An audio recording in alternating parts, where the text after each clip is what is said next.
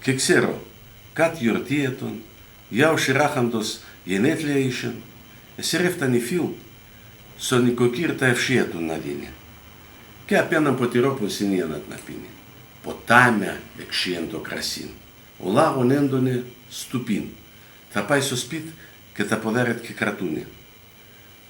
Ακούνα τον οι φίλοι και γρικούνε, λέει ο σειράχαντος, τα χούλεις χάντς.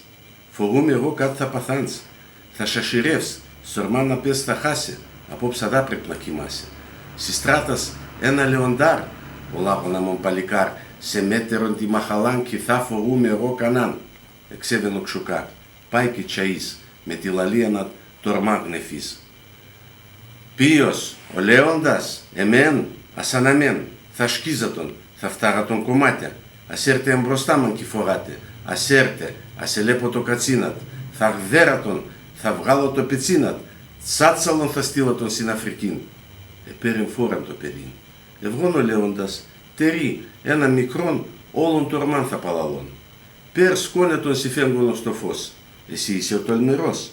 Μα μου λάγον, εγώ, εσύ, σερεύκουμες να πίναμε συνείας, για τη γαρής, για τα παιδείας, πάντα να ζεις και βασιλεύς, αέτσαν καλατσεύς, θήκε τον κα, και κρύφτ τα νύσια.